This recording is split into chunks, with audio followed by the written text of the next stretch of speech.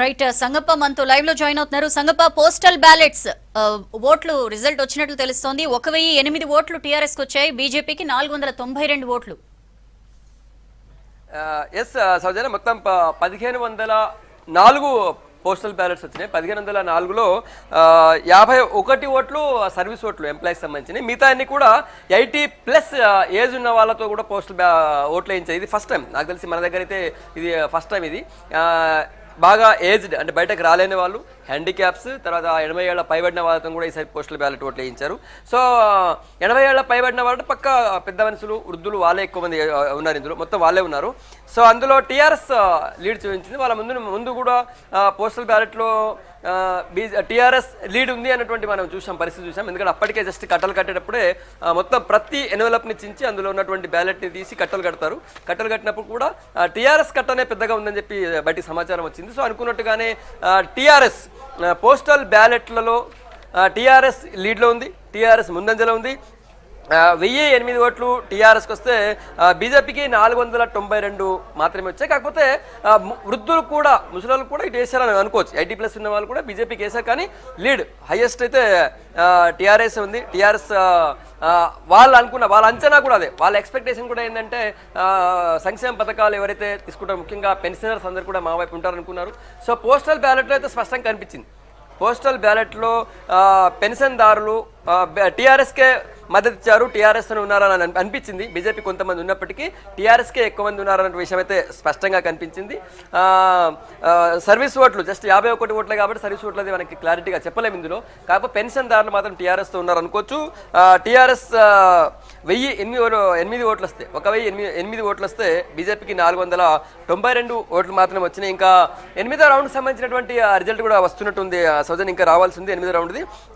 ఇప్పటిదాకా అయితే ఓవరాల్ చూస్తే టఫ్ ఫైట్ కనిపిస్తుంది. నిజానికి ఇంతకుముందు మీరు శివారెడ్డిని అడిగినట్టు మధ్యాహ్నం వరకు అయిపోవాలి, 10 నిమిషాల్లో ఒక ఈవీఎం అయిపోవాలి, 10 నిమిషాలకు ఈవీఎం అయిపోతుంది. జనరల్గా అన్ని ఎలక్షన్ చూసాం, జనరల్ ఎలక్షన్లు చూసాం మనం. కానీ ఎందుకో చాలా లేట్ అవుతుంది. 23 రౌండ్లలో ఈరోజు జస్ట్ ఇంకా 7 రౌండ్లు మాత్రమే అయినాయి. ఇంకా 16 రౌండ్లకు సంబంధించినటువంటి రిజల్ట్ రావాల్సిన అవసరం ఉంది.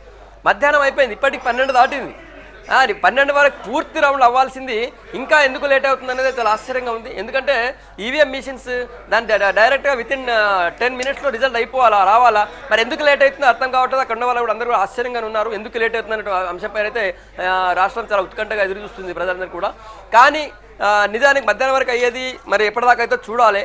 కాకపోతే ట్రెండ్స్ తెలుస్తున్నాయి. టఫ్ ఫైట్ అయితే స్పష్టంగా కనిపిస్తుంది. దుబ్బాక్ 8th రౌండ్ కూడా బీజేపీ లీడ్లో ఉంది. చూద్దాం, ఓవరాల్గా ఇంకా రావాల్సిన పరిస్థితి ఉంది, చూద్దాం. కానీ నిజానికి రావాల్సిన అవసరం ఉంది. ఇప్పటిదాకా ఇంత లేట్ అవసరం లేదు. 8th రౌండ్ వచ్చేవరకే TRS got lead. 8th round ఒక్క దాంట్లో టీఆర్ఎస్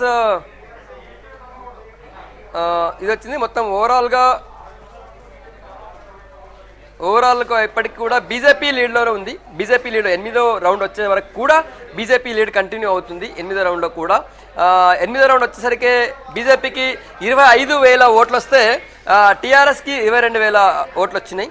సో 8th రౌండ్ వచ్చేసరికి మొత్తం టోటల్ 3,106 ఓట్ల లీడ్లో ఉంది బీజేపీ. అంటే బీజేపీ పికప్ అయింది 8వ రౌండ్ వచ్చేవరకు. 8వ రౌండ్ వచ్చేవరకే బీజేపీ పికప్ అయింది.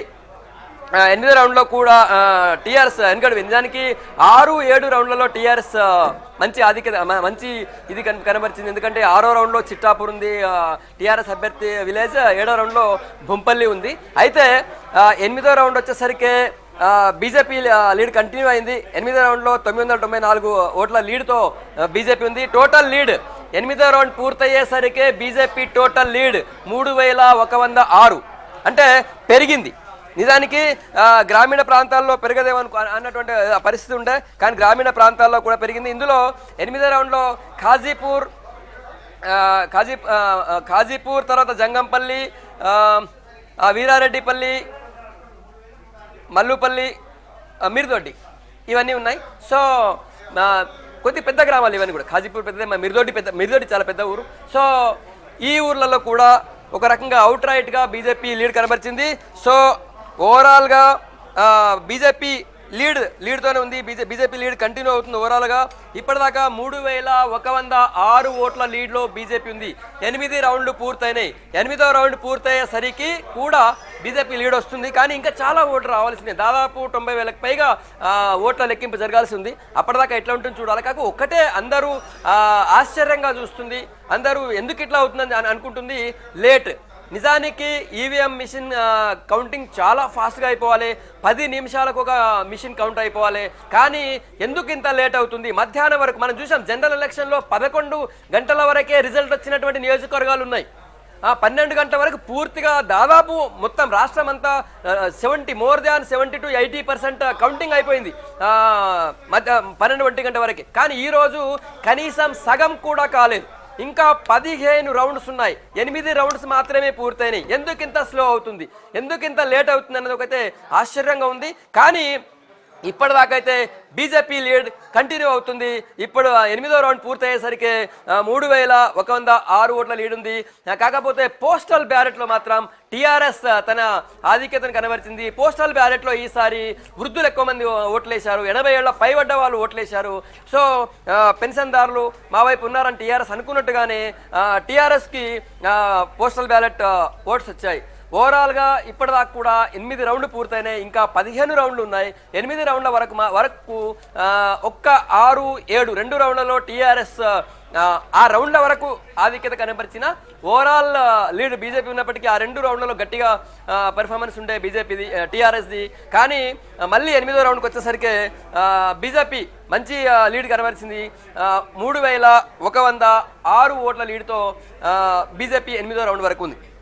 చెప్పాను కదా, ఇందులో జంగంపల్లి, ఖాజీపూర్, మల్లుపూర్, తర్వాత వీరారెడ్డిపల్లి ఈ గ్రామాలు ఉన్నాయి ఇందులో.